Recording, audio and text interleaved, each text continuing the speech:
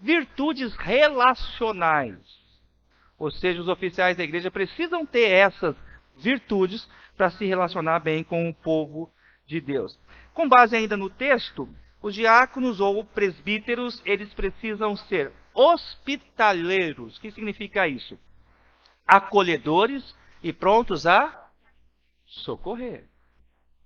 Se uma pessoa da igreja precisa, por exemplo, ficar na casa de alguém, quais são as primeiras casas da igreja em que devem ser abertas as portas para acolher o necessitado? Os oficiais da igreja. Temos irmãos, por exemplo, que vêm de trânsito, de outra cidade, até mesmo em busca de tratamento de saúde, enfim. Quais devem ser as primeiras casas que devem ser abertas as portas para acolher essas pessoas? Os oficiais da igreja, pastores, presbíteros, diáconos. 3. O oficial da igreja deve ser uma pessoa cordata. O que significa isso? Deve ser uma pessoa maleável. Claro que isso, meus amados irmãos, é importante a gente afirmar, não leva o diácono ou o presbítero da igreja, o oficial da igreja, melhor dizendo, a abrir mão de questões que são fundamentais e princípios da fé e de doutrina, que são inegociáveis. Mas, por exemplo, a igreja ou um grupo de oficiais não pode entrar em guerra, por exemplo, com a cor que vai ser usada para pintar a igreja. Eu não gosto desse verde claro, eu prefiro um verde escuro. Se não pintar de verde escuro, eu saio da igreja. Coisa de menino. Então, o oficial da igreja, ele precisa ter essa maturidade, ele precisa ter essa maleabilidade, ele precisa ser uma pessoa cordata nesse sentido. Um oficial da igreja, ele precisa ser inimigo de contenda. E é triste, por exemplo, quando a gente vê oficiais que gostam de guerra, gostam de briga, gostam de promover a discórdia. Estão sempre brigando. Toda semana sempre arruma alguma coisa para fazer um cavalo de batalha dentro da igreja. Quem devem ser os primeiros a pacificar a igreja? Os oficiais. E muitas vezes é triste quando os oficiais são os primeiros a se reunirem, muitas vezes, para incendiar a igreja. Para colocar a igreja, muitas vezes, contra o pastor, contra os presbíteros, dividir a igreja, causar dissensão dentro da igreja. É lamentável quando isso acontece. Um oficial da igreja deve ser uma pessoa o quê? Pacificadora.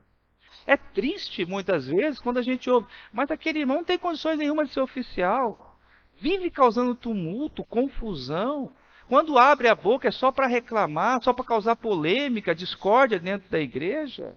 É triste, é lamentável quando isso parte dos oficiais da própria igreja. Ainda, sobre as virtudes relacionais, versículo de número 7, diz o seguinte: pelo contrário, é necessário que ele, o oficial da igreja, tenha bom testemunho dos de fora, a fim de não cair no opróbrio e no laço do diabo. A última virtude relacional aqui, quarta, né? Que ele tenha um bom testemunho dos de fora, gozar de boa reputação. Então, por exemplo, o oficial da igreja, ele precisa ter bom testemunho com o cabeleireiro, barbeiro. Cabeleireiro é coisa de mulher, barbeiro, né? Barbeiro, né? Homem vai no barbeiro, né? Pronto, né? Então, chega lá, o barbeiro muitas vezes fica até assustado. Pastor, é da sua igreja? É, meu Deus. Quando senta aqui, boca suja, uns vídeos que fica assistindo na internet, que misericórdia, tem até vergonha de pensar. Então, você não goza o que? De boa reputação. Mal pagador. Deve na praça, nome sujo. Credor sempre à porta batendo. Enfiado em dívida. Todo mundo sabe. Não goza nem de uma boa reputação na família. Nem a família quer por perto. Como é que pode ser um oficial da igreja? Não tem nenhuma condição.